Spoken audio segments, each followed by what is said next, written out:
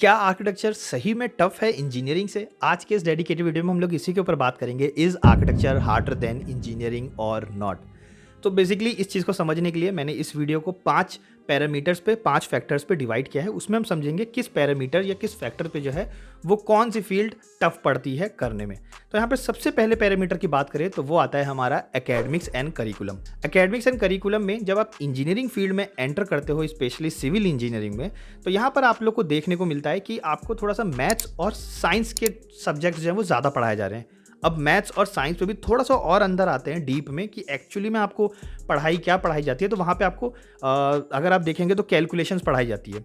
ठीक है, अब कैलकुलेशन में इंटीग्रेशन, डबल इंटीग्रेशन तो रहता ही है, लेकिन अगर टॉपिक्स की बात करें तो एंगल ऑफ डिफ्लेक्शन पढ़ाया जाता है, लोड कैलकुलेशन पढ़ाई जाती है, पॉइंट लोड पढ़ाया जाता है, कैंटिलीवर लोड पढ़ाया जाता है, कॉलम कैसे बनाया जाता है, हेलिकल कॉलम, राउंड कॉलम, कितने बार्स लगने चाहिए, कितने स्टिरप्स लगने चाहिए, वो सब कैलकुलेशन बेस्ड जो है वो पढ़ाई होती है।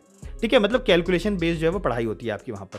प्लस अगर वहीं पर ही थोड़ा साइंस सब्जेक्ट में जाए तो थोड़े से थ्योरम, डेरिवेशंस, ये सब चीज़ें आप लोग को देखने को मिलती है इंजीनियरिंग के अंदर। Somehow we can conclude कि इंजीनियरिंग के अंदर जो है ना वो अगर एकेडमीज को देखें तो थोड़ा ऑर्गेनाइज्ड है, थोड़ा सिलेबस ही, मतलब सिलेबस के अकॉर्डिंग आपका ऑर्गेनाइज्ड है। आपको उस पाथ पे चलना है, उस सिलेबस को पढ़ना है एंड आप उस को क्रैक कर सकते हो बहुत ईजिली।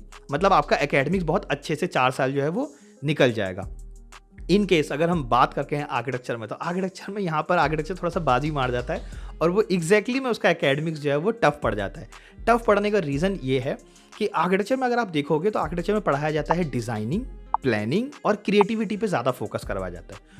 और डिज़ाइनिंग, प्लानिंग और क्रिएटिविटी का आज तक कोई स्केल ही नहीं बना है कि आखिर कैसे पता लगाया जा सके कि उसके अंदर क्रिएटिविटी ज़्यादा है, इसके अंदर कम है, इसकी प्लानिंग अच्छी है, उसकी प्लानिंग थोड़ी सी कम है। ये चीज़ का कोई पैमाना, कोई स्केल नहीं है। अब जब ये नहीं मिलता है तो इससे होता ये कि हमारा एकेडमिक्स टफ पड़ जाता है। टफ क्यों पड़ जाता है? क्योंकि यहाँ पर अब हमें देखिए हमारा कोई सिलेबस नहीं है।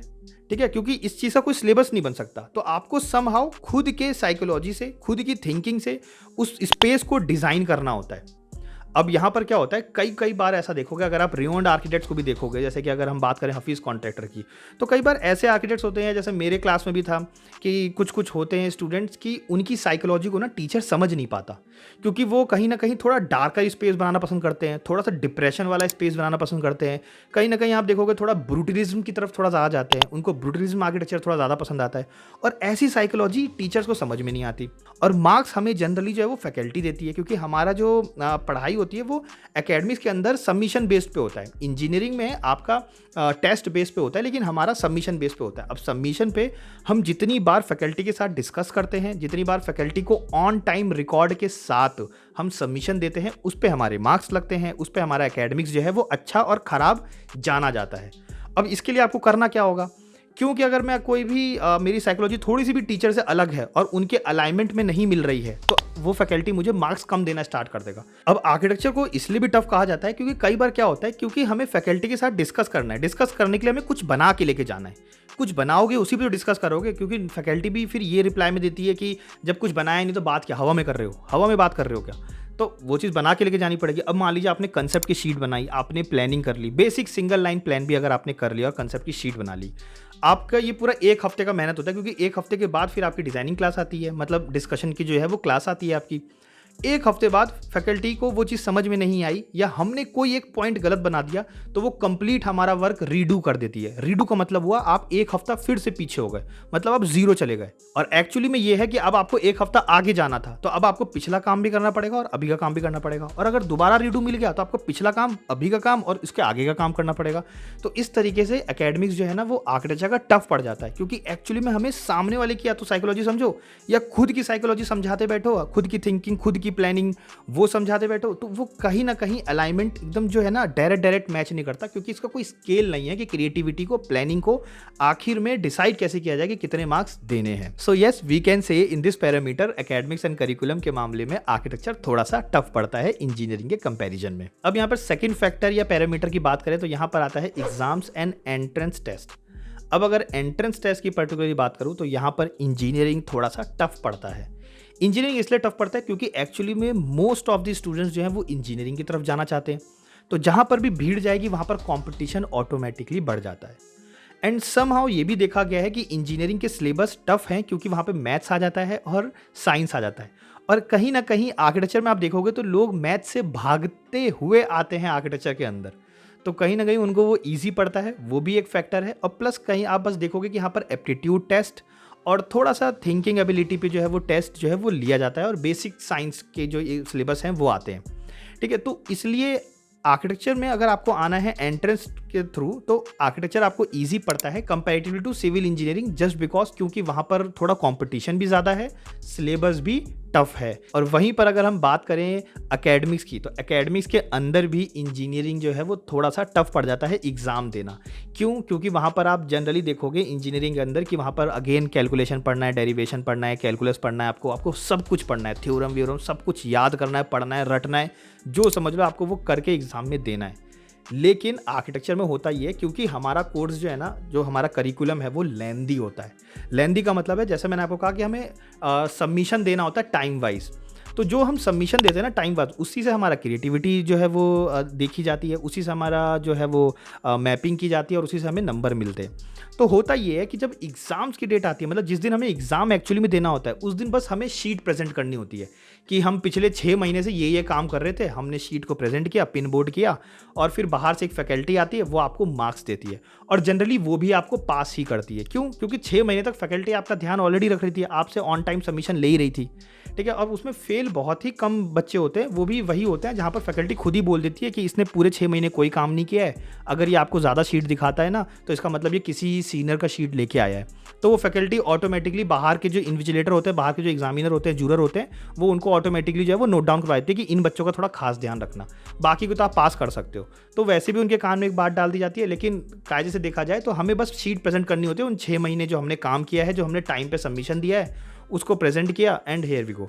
रेस्ट अगर बात करूँ थ्योरेटिकल एग्जाम की आर्किटेक्चर में, तो वो कहीं ना कहीं बेसिक, अगर आप देखोगे तो बेसिक्स मैथ्स आते हैं, बेसिक कैलकुलेशंस आती हैं, तो वो इजी ही पड़ता है आर्किटेक्चर एकेडमिक्स में अगर हम एग्ज़ाम्स की बात करें।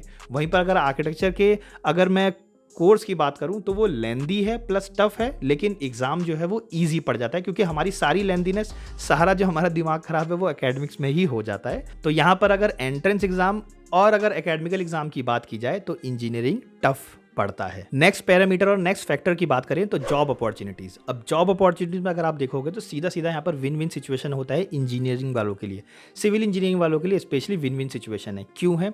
सबसे पहली बात, गवर्नमेंट जॉब्स इंजीनियरिंग की ज़्यादा निकलती है, पेपर में भी अगर आप देखोगे नोट प्रेस में तो वहाँ पे इंजीनियरिंग की ज़्यादा दिखती है। वहीं पर अगर बात करें गवर्नमेंट टेंडर्स भी मोस्टली इंजीनियर्स को और कॉन्ट्रैक्टर को ही मिलते हैं, वहाँ पे आर्किटेक्ट्स के लिए थोड़ा आप कह सकते हो कि 20% चांसेस होते हैं कि आर्किटेक्ट्स के लिए भी कोई टेंडर जो है वो निकलता है या उनको अप्लाई करना होता है। ठीक है, वो भी किसी के कोलैबोरेशन के साथ जाके जो है वो उनको अप्लाई करना होता है। ये भी एक जो है वो मतलब ये बैकएंड की खैर स्टोरी है, लेकिन हाँ ये भी एक तरीका है। तो कहने का मतलब है इंजीनियरिंग के लिए ज़्यादा जॉब अपॉर्चुनिटीज़ है। वहीं पर अगर प्राइवेट की बात करूँ तो प्राइवेट में अगेन इंजीनियरिंग के लिए जो है वो थोड़ी जॉब ज़्यादा है। भले ही आप ये कह सकते हो कि प्राइवेट में छोटे फर्म्स में या छोटे सेक्टर्स में आपको थोड़ी कम सैलरी मिलती है, ठीक है, थोड़ा हेक्टिक वर्कलोड होता है, लेकिन कहने का मतलब है कि जॉब अपॉर्चुनिटीज़ आपको इंजीनियरिंग में ज़्यादा देखने को मिलती है। और इंजीनियरिंग वालों को इसी में एक एडवांटेज भी हो जाता है। इंजीनियरिंग वालों को ये भी एडवांटेज है कि जिन जिन इंजीनियर्स को जो है मान लो कि आपको उनको जॉब नहीं करनी और उनको खुद का कोई काम स्टार्ट करना है, तो कई बार क्या होता है इंजीनियरिंग वाले जो हैं वो स्विच कर जाते हैं आर्किटेक्चर बैकग्राउंड में भी, वो प्लानिंग करने लग जाते हैं, मतलब बेसिकली नक्शा बनाना, प्लानिंग करना, डिज़ाइनिंग करना, फिर कॉन्ट्रैक्टिंग का काम भी कर लेते हैं क्योंकि उनको टेक्निकल नॉलेज है, उनको थोड़ी स्ट्रक्चर की नॉलेज है, तो वो ऑलरेडी इन सब चीज़ों इन लाइन में भी जा सकते हैं। तो यहाँ पर जॉब अपॉर्चुनिटीज़ उनके लिए ज़्यादा है कंपैरेटिवली टू आर्किटेक्ट्स के लिए, क्योंकि आर्किटेक्ट्स को टेक्निकल नॉलेज उतनी नहीं होती। तो अगर वो स्विच करना चाहे प्राइवेट जॉब में, अगर वो स्विच करके इंजीनियरिंग बैकग्राउंड में जाना चाहे तो वो उनके लिए टफ पड़ता है, क्योंकि उनको कैलकुलेशन, लोड्स और ये सब चीज़ें उतनी नहीं आती एज कंपेयर टू इंजीनियर्स के। वैसे कहने वाली बात ये भी है कि आर्किटेक्चर उतना ऑर्गेनाइज सेक्टर नहीं है, तो इसलिए यहाँ पर जॉब रोल्स भी जो है ना वो डिवाइड नहीं हो सकते, ये स्विच नहीं हो सकते। लेकिन वहीं इंजीनियरिंग वालों को आप देखोगे तो थोड़ा आर्किटेक्चर में भी एंट्री मार जाते हैं, थोड़ा इंटीरियर डिजाइनिंग में भी एंट्री मार जाते हैं, कॉन्ट्रैक्टर की नॉलेज, उनको कॉन्ट्रैक्टर बनना होता है, या कई बार क्या होता है कि उनको आप ये देखोगे टंकी प्रोजेक्ट उठाना स्टार्ट कर देते हैं, कई बार होता है कि वो प्लानिंग में घुस जाते हैं, तो वो जो है वो जॉब स्विच भी कर सकता है। इवन प्राइवेट जॉब में भी कई बार क्या होता है वो एज ए ड्राफ्टमैन जो है वो एंट्री करके काम करने लग जाते हैं और फिर करते करते वो प्लानिंग और डिज़ाइनिंग भी करना स्टार्ट कर देते हैं आर्किटेक्चर के जॉब रोल में बैठ के। तो ये भी चीज़ है। और गवर्नमेंट की बात करें तो मोस्टली आप देखोगे कि आर्किटेक्चर के जॉब रोल में भी इंजीनियर्स ही बैठे हुए होते हैं, क्योंकि इनका ना बहुत पहले से ही ऑर्गेनाइज्ड है सेक्टर। ठीक है, तो इसलिए आपको गवर्नमेंट जॉब में भी इंजीनियर्स ही बैठे हुए दिखेंगे, आर्किटेक्चर के सीट पे भी। ठीक है, तो ये चीज़ आप लोग को माननी पड़ेगी कि इंजीनियरिंग में जॉब जो है अपॉर्चुनिटीज़ वो थोड़ी ज़्यादा है कंपैरेटिवली टू आर्किटेक्चर के। So again here is the thumbs up कि इंजीनियरिंग जो है यहाँ पर थोड़ा सा अच्छा जॉब रोल आपको प्रोवाइड करता है, अच्छी जॉब अपॉर्चुनिटी जॉब आपको प्रोवाइड करता है। वहीं पर अगर हम हमारे नेक्स्ट पैरामीटर या फैक्टर की बात करें, अर्निंग पोटेंशियल। अर्निंग पोटेंशियल किस में ज़्यादा है? अर्निंग पोटेंशियल की अगर मैं बात करूं तो अगेन यहाँ पर इंजीनियरिंग बाजी मारता है। अगेन थम्स अप देते हैं इंजीनियरिंग को, बाजी मारता है। और वो इसलिए मारता है बाजी क्योंकि जैसे कि मैंने आपको बताया कि आर्किटेक्चर थोड़ा अनऑर्गेनाइज्ड है और इंजीनियरिंग थोड़ा ऑर्गेनाइज्ड है। तो इंजीनियरिंग में आप चाहो, मान लो आपने सिविल इंजीनियरिंग कर रखा है, तो आप प्रोजेक्ट मैनेजमेंट जैसा मास्टर कोर्स कर लो, है ना, प्रोजेक्ट मैनेजमेंट के अंदर स्पेशलाइजेशन ले लो, या फिर आप स्ट्रक्चर इंजीनियरिंग के अंदर आप मास्टर्स कर लो, तो आप स्ट्रक्चर इंजीनियर बन जाते हो। उसके बाद आप बड़े बड़े प्रोजेक्ट पे काम कर सकते हो और आपकी सैलरी बहुत ज़्यादा हाइक हो जाती है ना। सैलरी की बात करो, बिजनेस की बात करो, तो वहाँ पे आपको एक ऑर्गेनाइज्ड वे मिलता है कि ये करने के बाद आपकी इतनी इतनी सैलरी हो जाएगी, इतनी इतनी जॉब रोल हो जाएगी, इतनी इतनी जॉब अपॉर्चुनिटीज़ होंगी। ये सब चीज़ें आपको वहाँ पर क्लियरली दिखती है। और इसीलिए आपने बहुत लोगों को कहते हुए सुना भी होगा कि इंजीनियरिंग में अगर आप पढ़ाई पढ़ते हो ना, तो उसके बेस पे आपकी सैलरी बढ़ जाती है। अगर आपने मास्टर्स कर रखा है थोड़ी सैलरी बढ़ जाएगी, अगर आपने पीएचडी कर रखा है थोड़ी और सैलरी बढ़ जाएगी, जॉब रोल भी आपको अच्छी मिलेगी, सैलरी बढ़ जाएगी। लेकिन आर्किटेक्चर में ये मैटर नहीं करता। आर्किटेक्चर मैटर करता है नंबर ऑफ एक्सपीरियंस। तो वहाँ पे आपको घिसना ही पड़ेगा, मतलब आपको नंबर ऑफ एक्सपीरियंस बढ़ाना पड़ेगा, 1 साल 2 साल 3 साल 4 साल, वो आपको वैसे घिसना पड़ेगा। वहाँ पर ऐसा नहीं है आपने मास्टर कर रखा है तो बहुत आपको बहुत मास्टर्स वाला रिवॉर्ड मिलने लग जाएगा। थोड़ा हाइक मिलेगा लेकिन कंपैरेटिवली टू इंजीनियरिंग की नहीं मिलता। इसलिए बहुत लोग आप ये कहते हुए सुनते होगे कि क्या कहते हैं, इंजीनियरिंग में जो है मास्टर्स कर लो, थोड़ी अच्छी जो है वो जॉब अपॉर्चुनिटी मिल जाएगी, थोड़ी अच्छी जॉब रोल मिल जाएगी, थोड़ी अच्छी जॉब सैलरी मिल जाएगी। अब इस टॉपिक के लास्ट फैक्टर और पैरामीटर की बात की जाए, जॉब सेटिस्फैक्शन। देखिए, ये बहुत ही सब्जेक्टिव और बहुत ही क्रूशल पॉइंट है, लेकिन डिस्कस करना ज़रूरी है।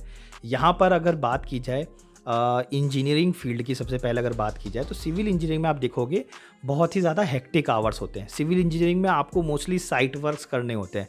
सिविल इंजीनियरिंग में आपको जहाँ पर भी आपकी साइट चल रही है, अगर बड़े बड़े प्रोजेक्ट्स चल रहे हैं, मान लो आप किसी बड़ी कंपनी में काम कर रहे हो, एलएनटी जैसे, तो जहाँ पे भी आपकी साइट चल रही है वहाँ पर आपको रिमोट कंट्रोल, मतलब आपको वहाँ पर जाना पड़ेगा, रिमोटली लोकेशन में आपको स्विच करना पड़ेगा।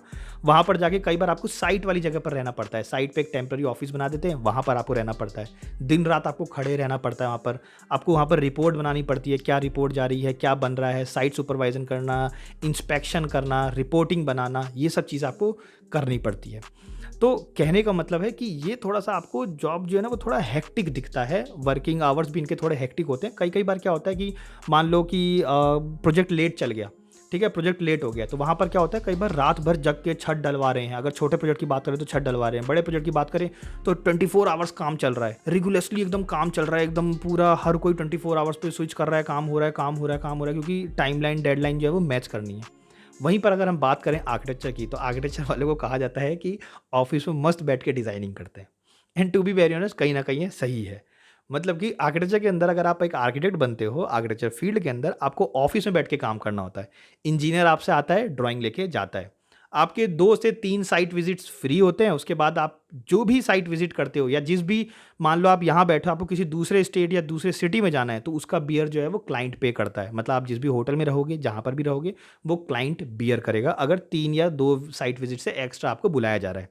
चाहे आप जॉब करते हो और चाहे आप खुद का फर्म चला रहे हो, खुद का बिजनेस चला रहे हो, दोनों ही केस में सेम चीज़ लागू होती है। और यहाँ पर एक और पॉइंट ऐड ऑन कर दूं कि आर्किटेक्ट जब भी जाते हैं तो चाय पानी का, नाश्ते का थोड़ा जुगाड़ जो है वो उनके लिए दिया जाता है, उनको थोड़ा सम्मान जो है वो दिया जाता है, ठीक है। लेकिन हाँ, इनकी एसी वाली जॉब, आप डायरेक्ट मोटी बुद्धि से बात करें तो एसी वाली जॉब है, इनकी एसी वाली जॉब नहीं है। इनको साइट पे खड़े रहना है, हमें ऑफिस में बैठना है, ठीक है। इनको साइट पे घिसना है, हमें जो है वो इज्जत मिलनी है। ये साइट पर रोज़ खड़े रहते हैं, हम 1-2 बार ही साइट पर जाते हैं। हमारी डीलिंग डायरेक्ट क्लाइंट से होती है, इनकी डीलिंग डायरेक्ट पीएमसी वालों से होती है। तो ये चीज़ यहाँ पर अगर आप कहोगे तो बाजी मारता है हमारा आर्किटेक्चर, और आर्किटेक्चर को हम यहाँ पर थम्स अप दे सकते हैं। सो इन पॉइंट्स पे आप डिसाइड कर सकते हो कौन सी चीज़ कहाँ पर टफ पड़ रही है, और इसके बिहाफ पर आप ये डिसाइड कर सकते हो कि आपको कौन सा कैरियर लेना है या चूज़ करना है। क्योंकि किसी के लिए साइट पे खड़े रहना ज़्यादा मैटर नहीं करेगा, किसी के लिए ऑफिस में बैठना ज़्यादा मैटर नहीं करेगा। तो ये इंडिविजुअलिटी पे डिपेंड करता है। लेकिन आई होप सो कि आपको समझ में आ गया होगा, is architecture harder than engineering और नॉट।